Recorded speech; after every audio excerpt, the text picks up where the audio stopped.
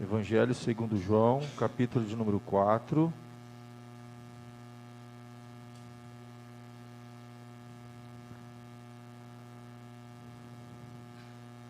Nós vamos ler do verso 1 em diante. Peço a paciência dos irmãos para a leitura que vamos fazer.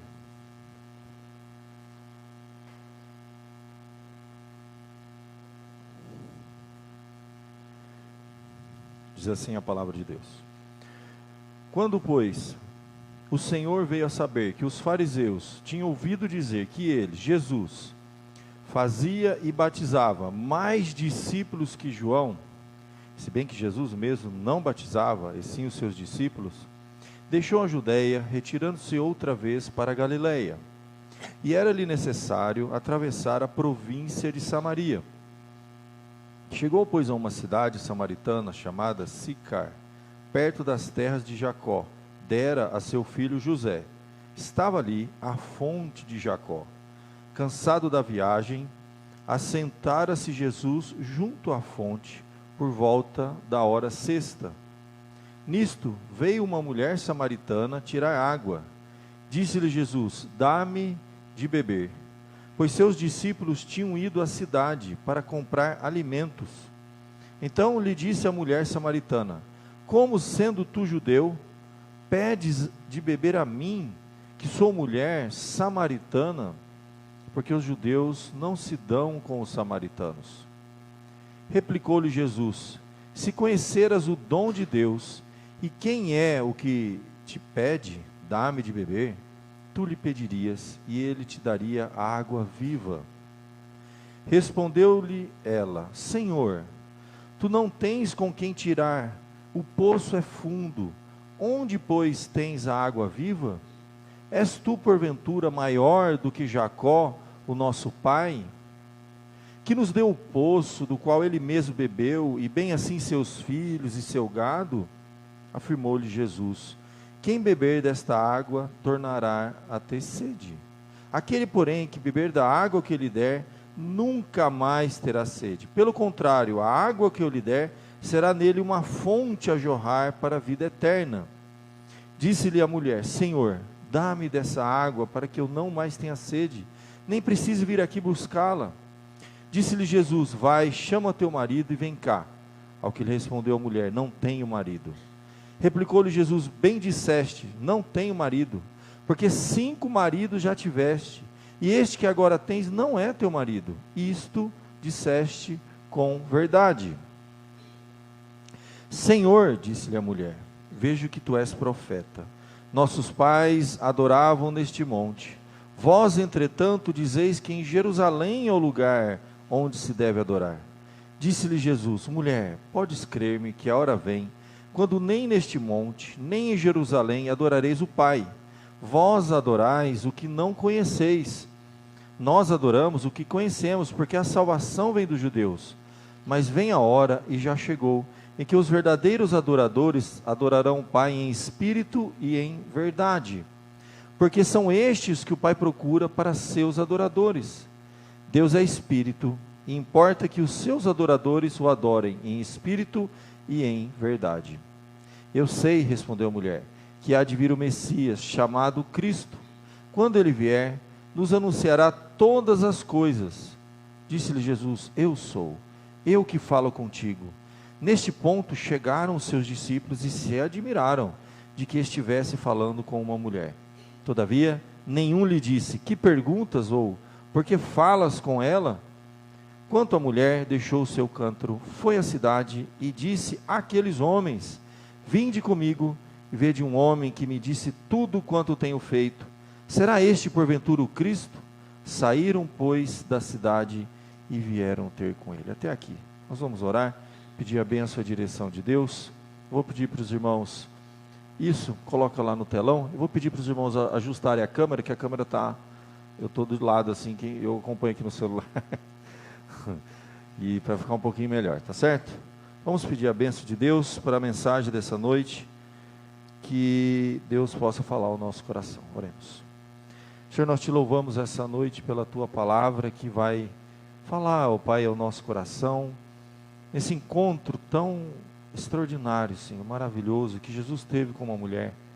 Que nesta série, ó Pai, possamos crescer juntos, ó Deus, como comunidade, como igreja, revendo os nossos conceitos, os nossos preconceitos, e nos ajustando tão somente à Tua vontade, à Tua palavra, aquilo que Jesus fez. Ajuda-nos, ó Pai, a conhecer um pouco mais do Jesus da palavra, dos evangelhos, da Bíblia, não o Jesus que está na mente dos homens, formatado e moldado pelas religiões, mas o Jesus que emana dessas páginas. É em nome de Jesus que oramos. Amém. Meus queridos, como eu disse domingo passado, eu acho importante a gente relembrar nas primeiras mensagens desta série, por que esse nome, né? O Jesus que eu nunca conheci.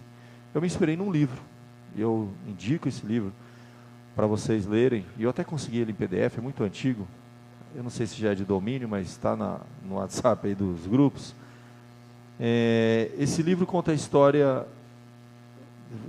escrito por Philip Yancey. Philip Yancey foi um autor, uma história muito interessante, cresceu numa igreja muito moralista, tradicionalista, rígida, e com aquelas incoerências daquelas igrejas americanas do Sul, que as igrejas do Sul, por incrível que pareça, eram racistas, né? Tanto que quando aquela briga que teve o norte com o sul dos Estados Unidos, o sul, muito religioso, por incrível que pareça, escravagista. Então, ele viu muita incoerência na igreja, se decepcionou, se afastou, viveu uma boa fase da sua vida longe da fé e da espiritualidade. E o Cristo que apresentaram para ele na infância, na adolescência, realmente era um Cristo que não o atraía em nada. Não era uma mensagem cativante, não havia graça naquilo. Muito tempo depois, ele morando em Chicago, já formado em jornalismo, ele teve uma nova experiência. Ele passou a ver Jesus dos evangelhos de uma nova forma. E ele então foi despertado novamente, volta para a fé, e passa a escrever livros maravilhosos. Deus sabe que sofremos, Igreja, por que se importar? Os livros de Philip Yancey, eles são bem tocantes, porque conta a história de alguém que cresceu numa igreja e foi se decepcionando com as incoerências da igreja, e foi se esfriando, se afastando, principalmente na época de faculdade, mudou de cidade, foi morar longe. Lá em Chicago, não, ele passa a frequentar uma igreja que tinha uma abordagem diferente. Era uma igreja em que ele começou a ver o evangelho como ele não tinha visto antes. E um dos livros que ele escreve é esse, O Jesus que eu nunca conheci. E eu acho interessante porque nós estamos vivendo uma experiência muito gostosa com a palavra de Deus, já vem um certo tempo, de passar a rever algumas coisas, e rever as nossas condutas, e ver a nossa visão de igreja, de comunidade. E a gente começa a ver que muito do que a gente, vamos falar assim, prega, ensina e crê, tem mais a ver com Jesus formatado pela religião, pela mentalidade de homens, do que o Jesus dos evangelhos. Porque quando nós vemos uma passagem como essa, Jesus se encontrando com uma mulher samaritana, num poço, e bater esse papo que ele bateu, meus irmãos, nós temos aqui o maior diálogo na Bíblia. O maior diálogo que Jesus teve não foi com os grandes teólogos religiosos, os sábios e os conhecedores, não foi com uma mulher ainda samaritana. Nós vamos ver tudo isso, já vimos essa passagem muitas vezes nessa igreja. Eu não tenho noção de quantas vezes eu já preguei essa passagem. Toda vez que eu prego, eu me encanto. É uma das passagens mais lindas da Bíblia, de como Jesus, ele está muito além das nossas preocupações, preconceitos e barreiras sociais, geográficas, econômicas, raciais. Jesus vai ao encontro de uma mulher.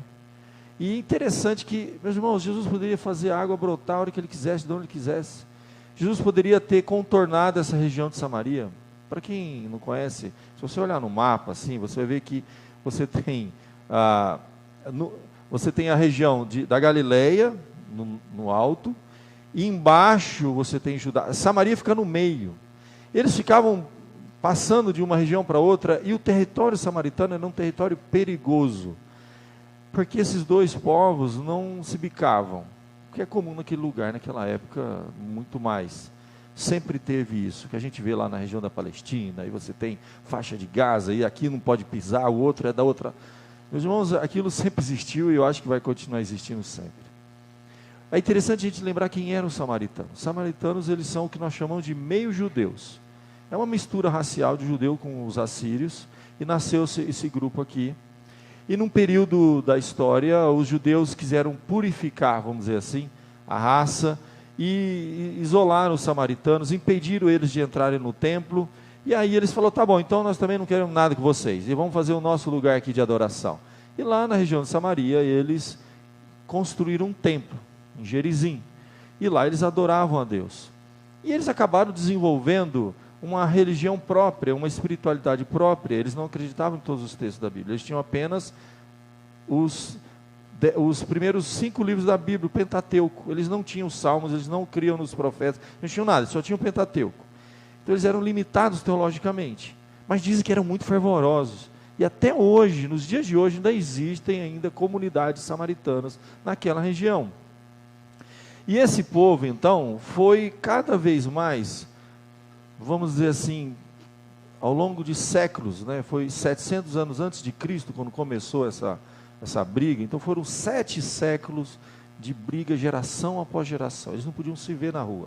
Dentre as orações de judeus, uma das partes da oração, eles amaldiçoavam o samaritano. Todo dia o judeu, fervoroso, religioso, santo, ele orava e agradecia a Deus por não ter nascido mulher. Era, por incrível que pareça. Ele agradecia a Deus por ter nascido mulher. Segunda parte, amaldiçoa os samaritanos, vão tudo para o inferno. Então, eles tinham um ódio. E samaritano também não era flor que se cheira. Eles eram bem complicadinhos. Para vocês terem uma ideia, teve uma véspera de Páscoa que eles fizeram algo assim que para os judeus foi terrível. Muito parecido com o que a gente vê acontecendo até a região, nos tempos de hoje lá em Israel, Palestina, aquela briga toda.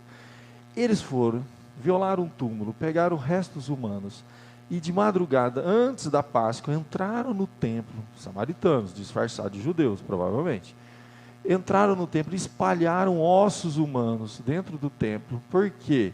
Um sacerdote, ele não poderia chegar próximo à distância de 1,60 m, 1,70 m, 1,80 m, tamanho de um homem, de alguém morto. Por isso que a gente tem aquela história do bom samaritano, que passam 2 sacerdotes, o levita, e eles não chegam perto, porque era um medo, vai que o cara está morto, eu vou ficar contaminado e eu não posso praticar a religiosidade lá. Então a religiosidade impedia eles, em todos os aspectos, de viverem a graça de Deus.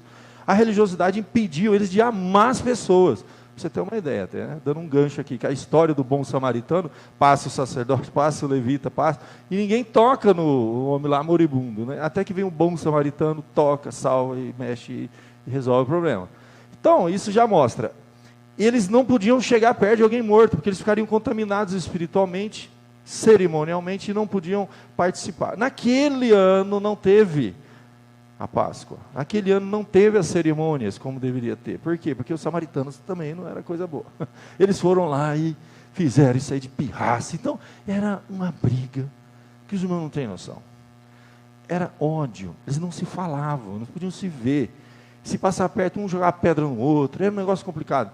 Quando tinha que atravessar dessa região, da Judéia para Galileia, se você olhar no mapa, pelo amor de Deus, é o mesmo que, sei lá, daqui eu tenho que ir lá na Avenida São Carlos, numa linha reta, ou vamos dizer que tem um bairro aqui, que eu tenho rixa com um bairro aqui, eu vou ter que dar uma volta, eu vou ter que pegar a pista, lá por cima, passar na UFSCar, entrar de novo lá, algo assim, imagina, só que é a pé, gente, né? Então é muito longe, tudo muito demorado.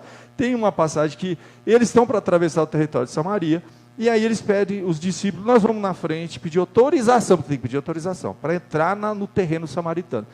E tinha dia que eles autorizavam, tinha dia que não. Teve uma ocasião que eles não autorizaram. E os judeus ficaram bravos. E os discípulos de Jesus voltaram para Jesus, bravos, falaram, não deixaram a gente atravessar. E aí, tudo bem, vamos dar a volta. Aí os discípulos falaram assim, o senhor quer que a gente ore? Com a sua bênção, claro, né? A nossa oração junto com a sua. Que aí Deus pode, uma ideia, ó. Vamos pensar, Jesus, a gente ora, e aí Deus faz descer fogo. Aí queima os samaritanos, aí a gente passa, entendeu? Está lá na Bíblia isso, sério, eles falam isso, os discípulos falam para Jesus, vamos orar para descer fogo, porque era uma coisa assim, era o convívio social, harmônico que esse povo tinha com os samaritanos. E agora, finalmente, você está numa situação em que Jesus, diz o texto, ele foi para a região, Jesus volta, né? Você pega o capítulo 4, da Galileia, e a Bíblia diz que ele deixa a Judeia, retirando-se outra vez para a Galileia. Sempre esse negócio, Galileia, Judeia, Galileia, Judeia. E ele tinha que passar.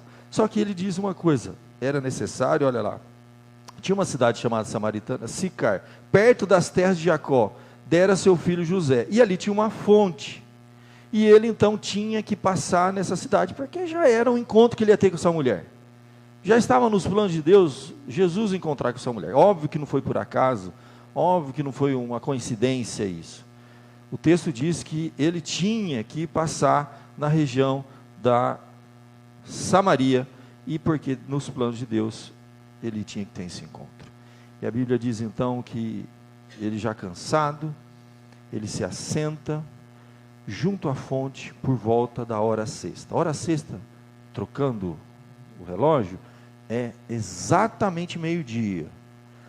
Sabe aquele horáriozinho assim, bom para você dar uma caminhada? Meio-dia, não é bom. Por quê? Não é um horário que alguém sai para ir tirar água do poço. Ninguém faz isso nesse horário. Interessante, essa mulher, coincidentemente, Jesus vai para um lugar deserto, em que ninguém iria naquele horário, fica na fonte, parece que esperando alguém chegar. Ao meio-dia, só uma pessoa ia lá, essa mulher. E você vai descobrir com o tempo que você vai lendo os outros versículos, você vai descobrir que ela é uma mulher problemática, que gera, vamos usar um termo assim mais rodada, gente. Ela teve 5 homens que ela viveu, e não deu certo um e foi para outro, e viveu, né? E não deu certo, e segundo Jesus aqui, ele vai dizer que ela estava vivendo com o 6º homem, e não era marido dela, e há uma discussão nessa expressão, não era marido dela, então será que era de outra? Muito provavelmente era sim, tudo indica que provavelmente essa mulher estava vivendo com um homem de outra mulher, entende? Então é um negócio bem enrolado, e é por isso que essa mulher ia a hora sexta, para não encontrar com as outras mulheres, porque provavelmente ela não devia ter muitos seguidores no Instagram, entendeu? Quer dizer, devia ter, homens, ela devia fazer aquelas fotozinhas assim, bonitinhas, sabe, com aquelas roupinhas curtas, entendeu? Fazer umas dancinhas TikTok é lotado de homem, mas a mulherada não gostava dela. Ela não tinha um bom relacionamento com mulheres. Se você vê ela voltando para a cidade para contar novidade, em nenhum momento ela fala, você vai para as amigas, né? Ela não tinha amiga. Ela foi lá contar para os homens daquela cidade, porque ela era muito seguida no TikTok, no Instagram, pelos homens daquela cidade. Porque era uma mulher desse estilo de vida, entendeu? E aqui o texto diz então que essa mulher vai lá na hora sexta e vai ter um encontro. Nisto veio uma mulher samaritana tirar água. E Jesus estava sozinho, os discípulos foram buscar comida, e Jesus sozinho na fonte. E a mulher samaritana vem.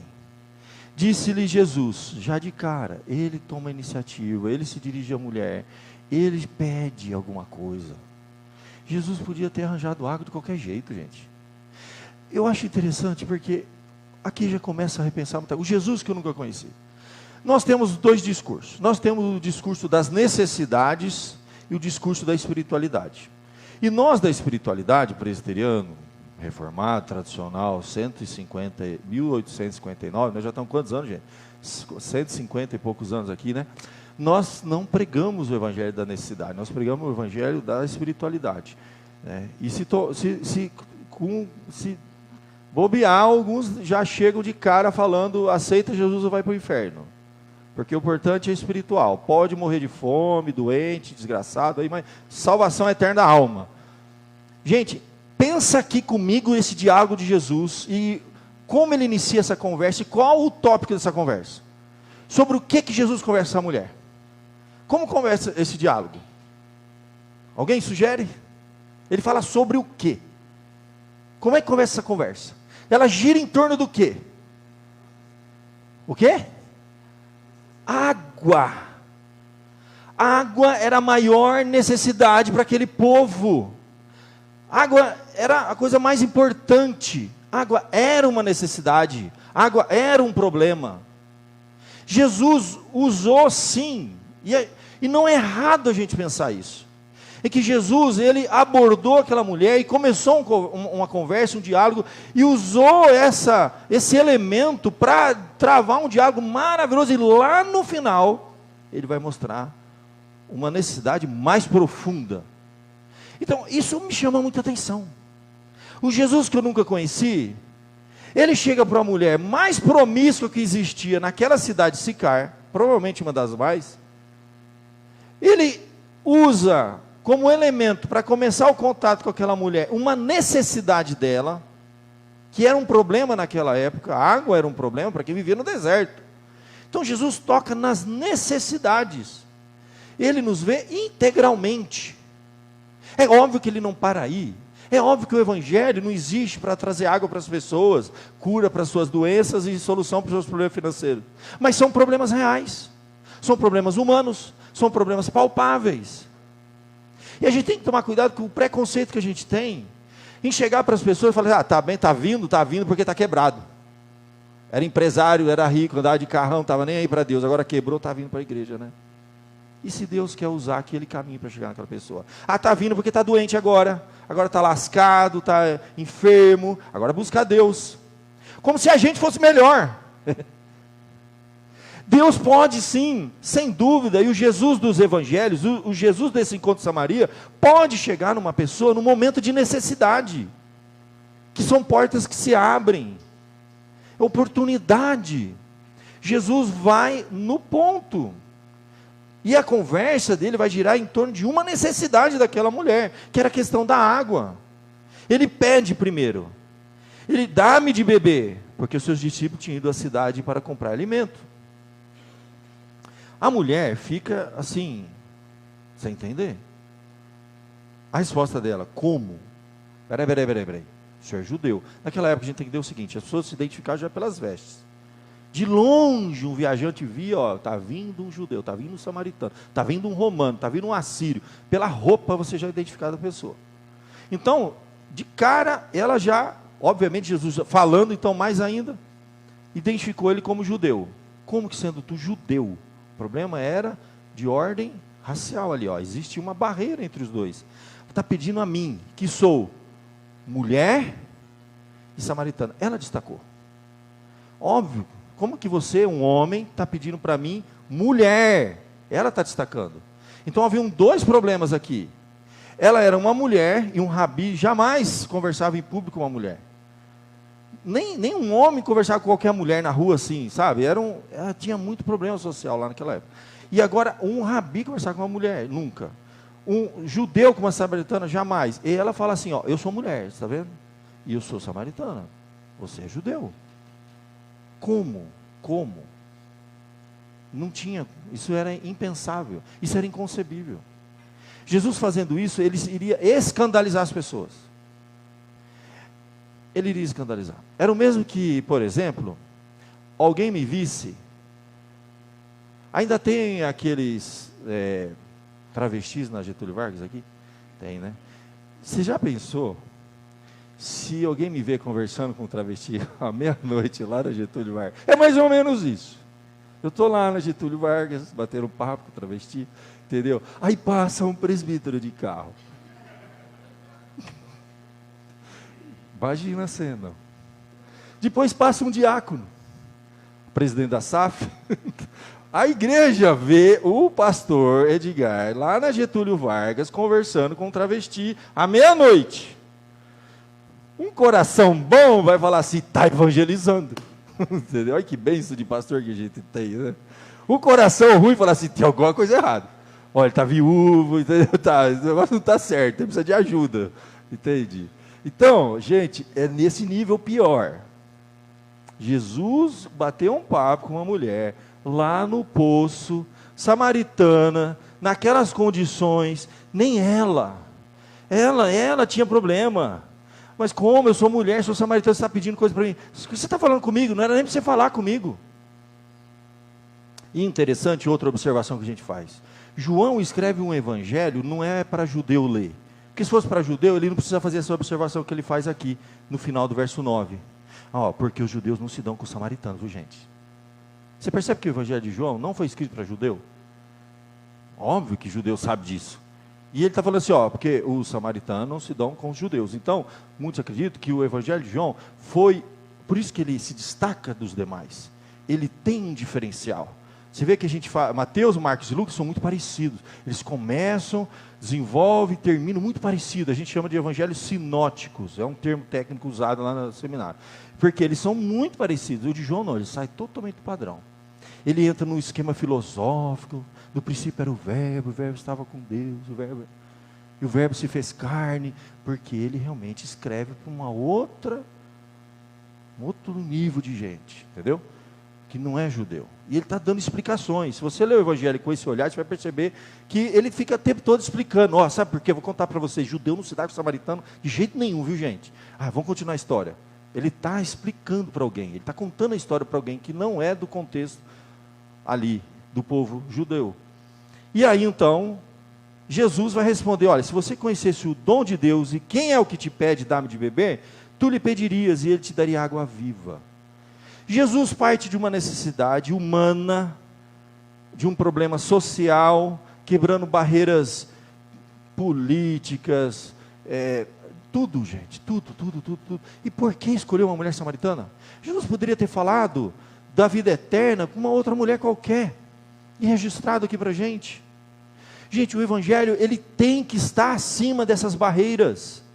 A gente tem que tomar cuidado, porque nós temos uma tendência, quando for evangelizar uma pessoa, a gente já tem uma tendência, sabe, a gente gosta de evangelizar, todo mundo acho que conhece alguém assim, olha, está pronto, é só ir para a igreja, o camarada já tudo certinho, bem casado, vive com a esposa, é fiel, trabalhador, está tudo certinho, só falta se converter. Esse tipo de gente que a gente gosta de evangelizar. Jesus, percebe, ele está conversando com uma mulher, ele está quebrando barreira, ele está conversando com uma mulher, tudo é complicado aqui, não tem nada fácil na vida dessa mulher, nada. Ela é samaritana, como que vai ser se uma mulher dessa se converte? Para onde ela vai? Que grupo que ela vai se unir? Ela vai se reunir lá com os discípulos? Ela vai para Jerusalém? Criou-se um problemaço aqui. Se essa mulher se converte, vira um problema. O que nós vamos fazer com uma mulher dessa? Aonde nós vamos encaixar? Ela não vai entrar no ciclo social nosso. Percebe que a gente tem esse problema? Dependendo da pessoa, a gente fala assim, a gente olha o perfil e fala assim, se ele se converter, será que ele se encaixa no ciclo social nosso? A gente vai se sentir bem com ele aqui? Outra coisa que a gente observa, Jesus está quebrando uma barreira política também, geopolítica, complicadíssimo. O Evangelho está acima disso. Meus irmãos, nós passamos agora por um problema muito sério, que a gente brincou muito, e eu falei várias vezes, falei, gente, vai chegar o Natal, não vai dar tempo da gente fazer as pazes com todo mundo que a gente brigou, por causa de política, e a ceia de Natal vai ser um negócio esquisito. E foi.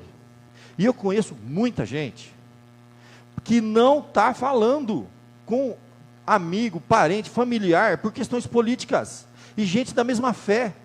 Outro dia eu vi até na internet um ator famoso aí, que são dois irmãos, que eles não se falam, porque um era bolsonarista, o outro petista, e eles estão sem se falar, gente famosa, imagina nós aqui, quantas pessoas você está tendo dificuldade de relacionamento, eu tenho uma lista enorme de pessoas que está difícil ter diálogo, depois dessa eleição e começando aí esse ano.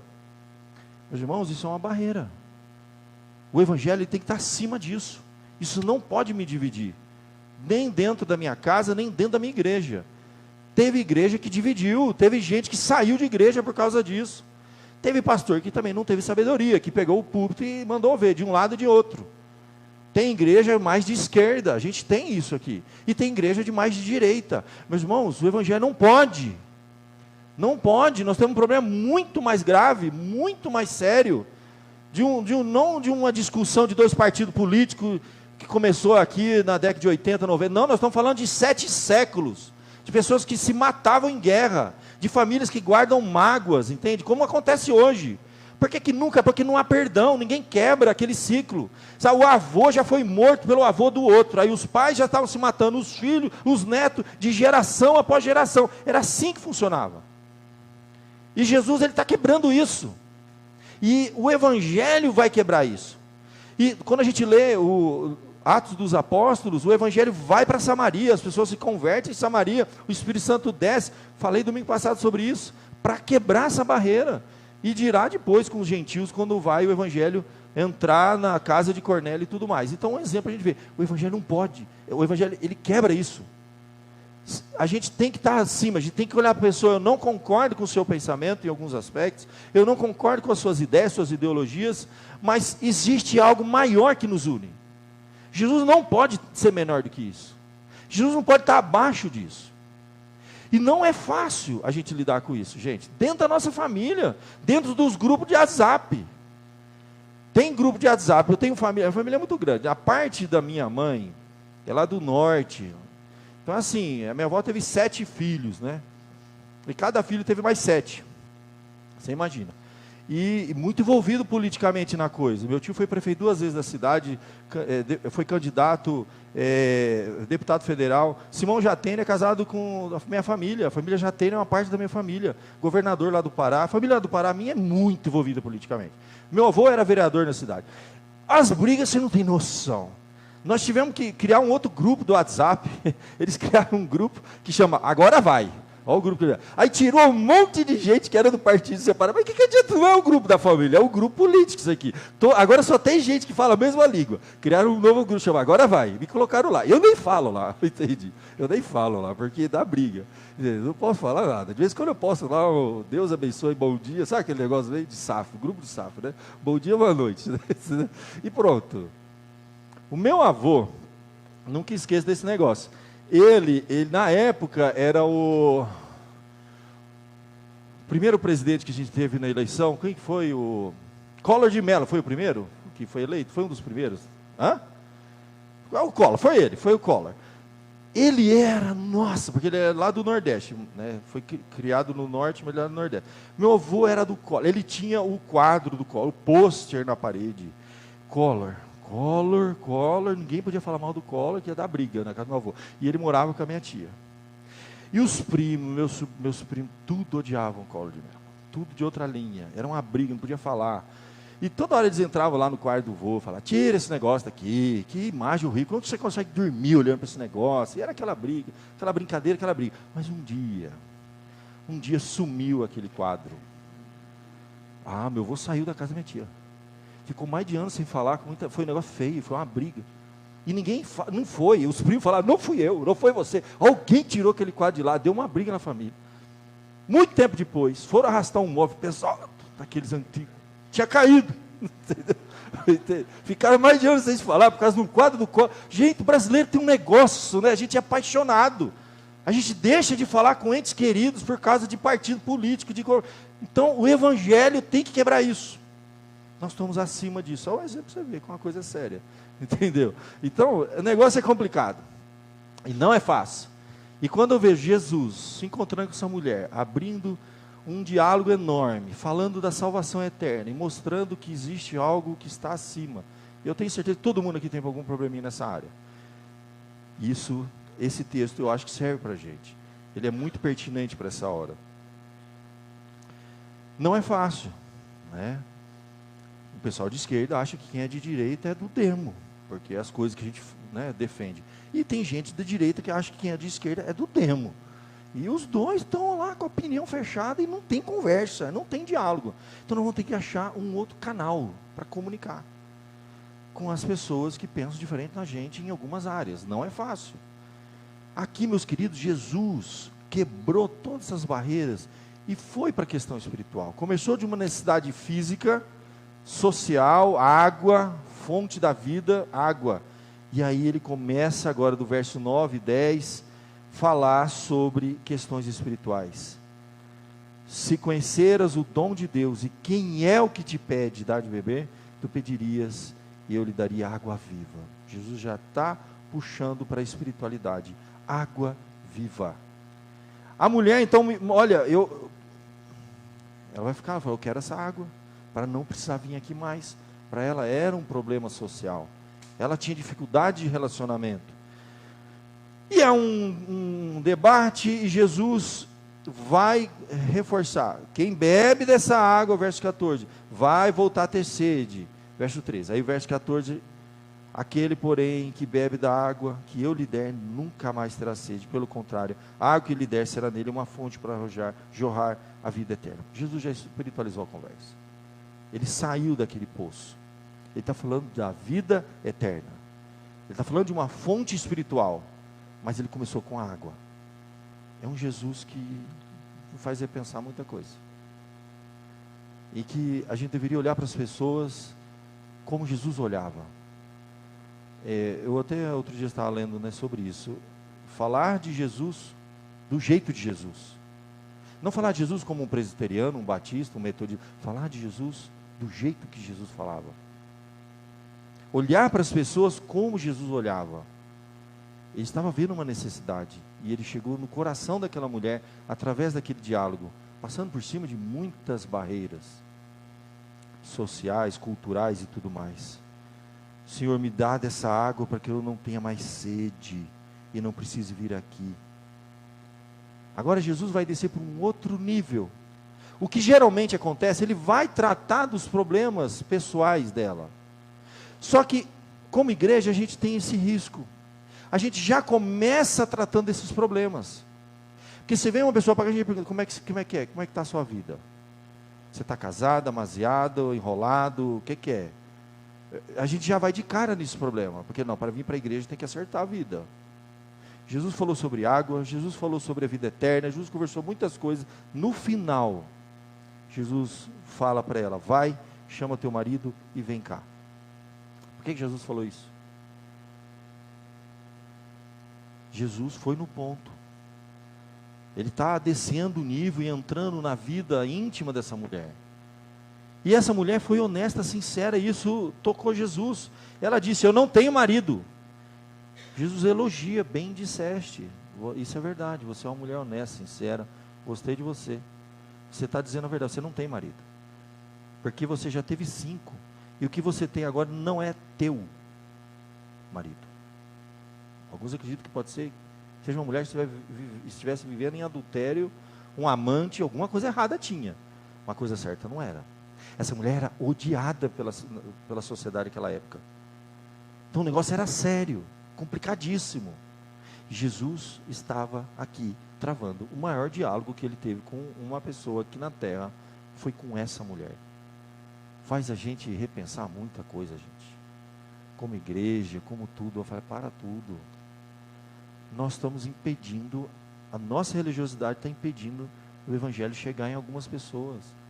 Nós estamos muito preocupados com detalhes que Deus não está preocupado. As coisas vão se acertando. Com os próprios discípulos, Jesus às vezes falava, olha, há muitas outras coisas que eu queria falar, mas vocês não podem suportar ainda. Jesus consegue conviver com uma pessoa que pensa diferente dele, pensa errado e vive errado. Esse que é o ponto. A gente não consegue. A gente não consegue viver com uma pessoa que pensa diferente, que vive de modo diferente e às vezes errado. A gente não consegue.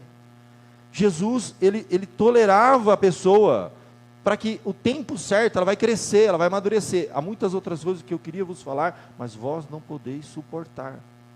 Então eu vou conviver com isso aqui, até que no momento certo, quando você tiver maturidade, nós vamos tratar desse problema. Entender que as pessoas podem vir para a igreja com problemas complicadíssimos, que humanamente, aos olhos humanos, insolúveis, a gente não vê solução para aquilo. É ali, mas eu creio que Deus pode trazer uma solução. Como que acertar a vida dessa mulher? Ela já tinha tido vivido com 5 homens, estava vivendo com um agora que era homem de uma outra mulher provavelmente. Dela não é teu marido. Isso você disse com verdade. Aí ela percebeu, não, Jesus falou 5. Ela falou, nossa, ele acertou até o número de homens que eu já vivi. Vejo que tu és profeta. Aí o negócio foi para um outro nível ainda. A conversa agora foi por questão de adoração. Vida com Deus. Essa mulher, gente, por incrível que pareça, né? A gente diz assim, Jesus conversou com Nicodemos, mestre da lei. E Jesus chega a dizer para ele assim, tu que és mestre, não entendes aqui o que nós estamos conversando? Quando ele vai falar de nascer de novo, o cara não está entendendo nada, né? Jesus está conversando com uma mulher simples, mas com o coração aberto, sincera, um monte de problema na vida dela, mas aberta e com sede. Ela tinha sede. Ela queria compreender. Ela vai perguntar: olha, eu estou vendo que você é profeta, agora me ajuda a entender uma coisa. Os nossos pais adoravam nesse monte. Vós, entretanto, dizem que é em Jerusalém o lugar que se deve adorar. Ela está querendo entender. Está aberta para isso. E Jesus dá continuidade. Vai agora tratar de questões teológicas profundas com aquela mulher.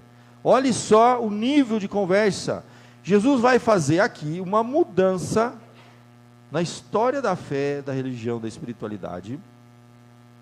Uma mudança no mundo, através desse diálogo. Ele diz assim, ó, não é nem Jerusalém, nem Gerizim, não é lugar, mas Deus procura adoradores que adorem em espírito e em verdade. Isso é a primeira vez que acontece. Até então a adoração era restrita ao local, a um templo. As pessoas iam orar, elas tinham que orar em direção a Jerusalém. Elas iam adorar, elas iam para Jerusalém. Tudo estava restrito. Jesus está mudando a história da adoração, da fé das pessoas. Nesse momento é que isso começa a ficar claro. Um estudo teológico profundo aqui. Não é nem em Jerusalém, nem nesse monte. Vós adorais o que não conheceis. Nós adoramos o que conhecemos, porque a salvação vem dos judeus. E o que a gente diz é isso. Não falamos que os samaritanos só creem em 5 livros da Bíblia? Eles tinham um probleminha de conhecimento teológico. Eles eram mais limitados, mas eram fervorosos, sinceros. Olha a honestidade dessa mulher. A gente não vê hipocrisia nela, gente. E qual era o problema de Jesus com os religiosos? Eles conheciam muito a Bíblia, mas eles tinham um problema de coração duro. Dizem que é mais ou menos assim: a teologia dos judeus e o fervor, né, dos samaritanos. Jesus está juntando essas duas coisas. Ele está dizendo, não, realmente vocês adoram o que vocês não conhecem. Vocês não conhecem a Bíblia. Vocês têm um conhecimento teológico muito pobre, muito enfraquecido. Vocês só estão lendo 5 livros da Bíblia. Termina o 5º, volta para o 1º de novo, termina o 5º, volta para o 1º de novo. Eles perderam tudo, eles não estavam lendo nada. Eles não conheciam os Salmos, não conheciam as profecias, Isaías, nada. Eles só tinham 5 livros. Só o Pentateuco, só isso que eles liam. Fazia 7 séculos que aquele povo estava lendo 5 livros da Bíblia. Nós já estamos com Jesus, gente. Todo o Antigo Testamento já foi escrito. E Jesus fala honestamente com aquela mulher: vocês adoram quem vocês não conhecem. Vocês sofrem de um problema teológico, vocês não têm a Bíblia na mão. Nós adoramos quem conhecemos. Mas vou falar o problema agora, eu vou dizer: não é nem Jerusalém nem Gerizim, mas Deus procura adoradores que o adorem em espírito e em verdade. Sabe o que é em espírito e em verdade? A verdade é a verdade revelada, o conhecimento que os judeus tinham. E espírito era o espírito dessa mulher. É o espírito dessa mulher honesta, fervorosa, interessada. Olha, eu não tenho marido, aonde que eu tenho que adorar? É esse espírito que Jesus fala: Deus procura adoradores que adorem em espírito e em verdade. Não adianta adorar fervorosamente sem conhecer, e não adianta conhecer profundamente sem ter fervor. É como se fosse, a gente tem fama de ser o quê? O presbiteriano tem fama de ser o quê?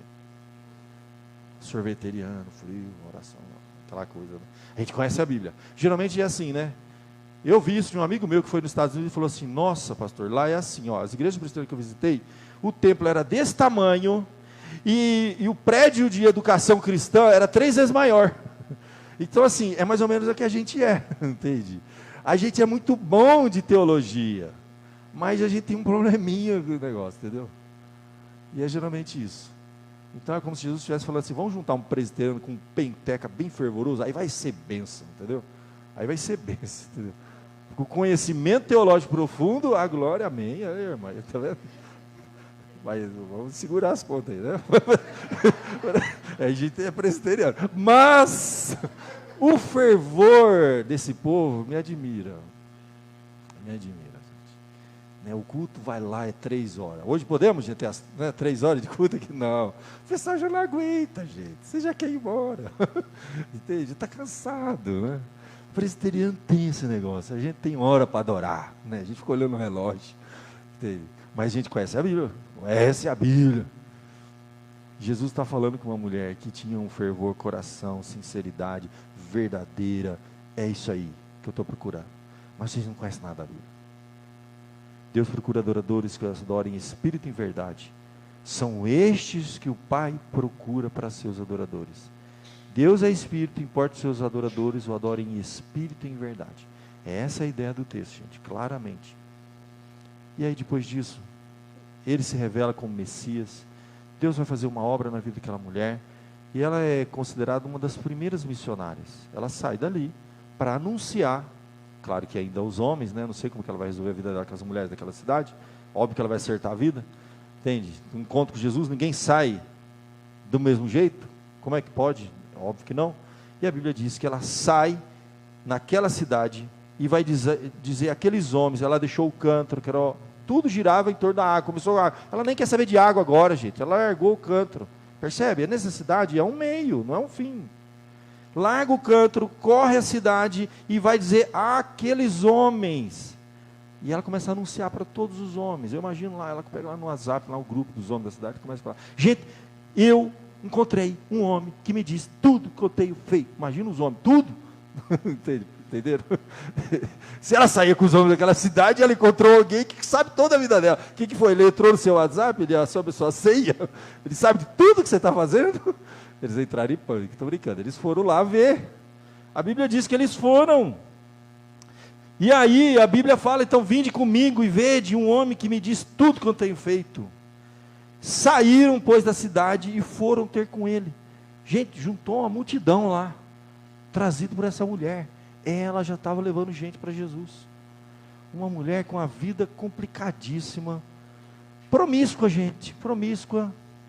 Entendeu? Uma mulher famosinha no TikTok, que a gente despreza, com a vida complicada, entende? Samaritana, lá meio-dia sozinha, desprezada, quebrada por dentro, porque ninguém é feliz com uma vida dessa, ninguém é realizado.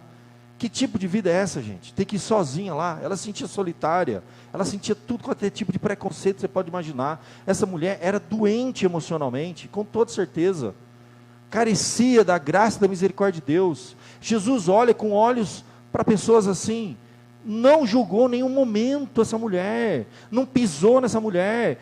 E ele, será que Jesus é mais santo do que a gente? Como é que Jesus, sendo santo como ele era, conseguia conversar, dialogar, ter o maior diálogo na Bíblia com uma mulher como essa? Percebe que a gente tem problema. A gente tem problema de preconceito com as pessoas.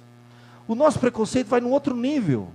A gente tem problema de preconceito político, ideológico aqui no Brasil. De modo geral, o machismo é um problema aqui no Brasil. Nós temos problema de lidar com pessoas homossexuais. Eu não estou aprovando comportamento aqui, gente. Eu estou te falando a dificuldade que a gente tem. A gente tem. A gente tem dificuldade de chegar nas pessoas que tem problema de vício, de dependência, de álcool, de uma sexualidade confusa. E são essas pessoas que precisam desse amor, afeto, aproximação, diálogo. Você não sabe o poder que isso tem. Jesus estava tratando de necessidade, água. Tudo girou em torno de água, essa conversa. Depois ele foi entrando em espiritualidade, e revelou que era o Messias, e salvou, não só a vida dela, de uma multidão. A Bíblia diz que todos ali, aqueles homens, foram lá ter com ele. O Jesus que eu não conheci, um Jesus que quer quebrar algumas barreiras dentro de mim. Eu não estou falando aqui, meu irmão, minha irmã, não estou aprovando comportamentos, eu não quero liberar geral. A nossa igreja não é inclusivista nesse sentido que existe igreja hoje. Não, vem como que está e vai ficar como está, porque Deus ama todo mundo, está tudo bom. Óbvio que não é isso. Quem conhece a nossa teologia, o que eu prego aqui há quase 20 anos, nunca preguei isso. Mas que eu sou desafiado ao ler um texto desse, a olhar para as pessoas com mais graça, e crer no que Deus pode fazer nas vidas das pessoas, o mais complicado que seja, o mais que a vida da pessoa seja enrolada, quer seja financeiramente, amorosamente, sexualmente, politicamente, Deus desenrola. Deus tem poder para transformar, para mudar, e no tempo dele, precisa da nossa paciência. A gente precisa ser firme com as nossas doutrinas, conhecedores da verdade, mas precisamos de graça, para Deus usar a sua igreja para tocar a vida das pessoas e transformar a vida das pessoas. Eu creio nisso. O Jesus está aqui, ó. Eu leio isso aqui e falo, nossa, eu não sei se eu teria essa né?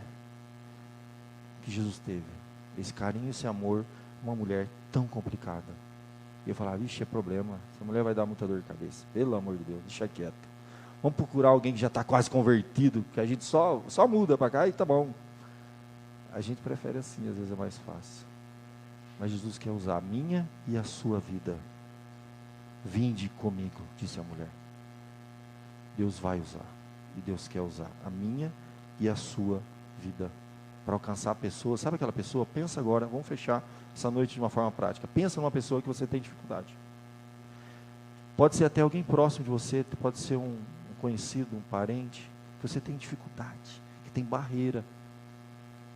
O jeito de ser, de pensar, de agir, de viver daquela pessoa não bate. Começa a orar para essa pessoa. Pede a Deus palavras de sabedoria, a razão da esperança que é em nós. Que Deus te abençoe. Feche seus olhos enquanto o louvor vem à frente.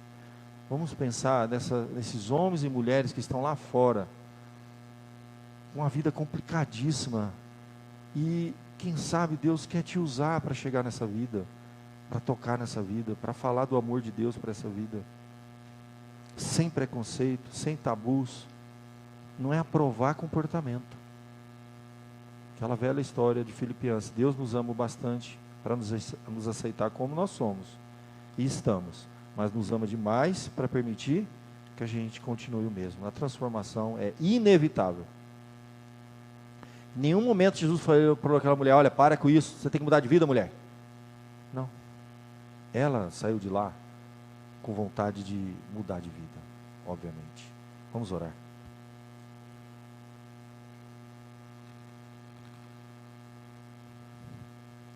Senhor Deus, nós acabamos de nos deparar com uma experiência extraordinária, como Jesus entrava na vida das pessoas que nós, transferindo para o nosso contexto, não conseguiríamos dialogar,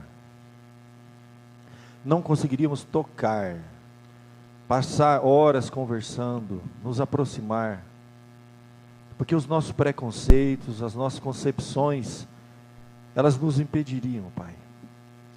Ajuda-nos a amar as pessoas, mesmo com coisas que nós não concordamos. Mesmo, ó Deus, que parece complicado. Aquelas pessoas que estão vivendo uma vida longe do Senhor. Sua vida amorosa complicada, às vezes vida financeira complicada. Pessoas que têm ideologias que nós não concordamos. Precisamos aprender a amar as pessoas, ó Pai.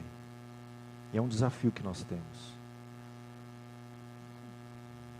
Muito difícil, como era para um judeu amar um samaritano.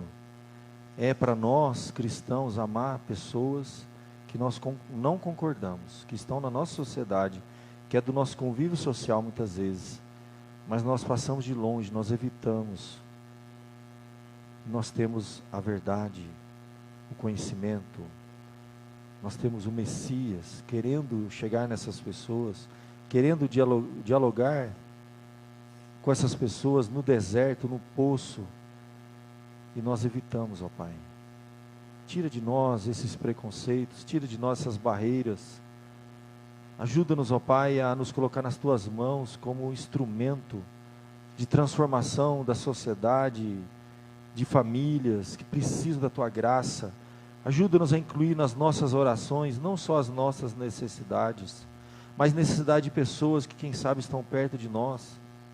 São vizinhos, amigos do trabalho, parentes, familiares, que nós temos dificuldade mesmo, reais. Tu sabes, ó Pai. Ajuda-nos a crescer, a mudar o nosso coração. Nós é que precisamos mudar, Senhor, para que através de nós, as pessoas possam ser tocadas e transformadas, ao conhecer a Tua palavra. Ajuda-nos, ó Pai, perdoa os nossos preconceitos, as nossas barreiras, muitas vezes religiosas, humanas, sociais, ideológicas, que estão, ó Deus, sobrepondo o Evangelho, sobrepondo a Tua verdade, sobrepondo a Tua graça. As nossas religiosidades muitas vezes são mais fortes do que a graça do Evangelho. Ajuda-nos a sair dessa prisão, Senhor, para que muitas pessoas do nosso convívio social possam conhecer o Teu amor e a Tua graça. É o que eu te peço e te agradeço em nome de Jesus. Amém.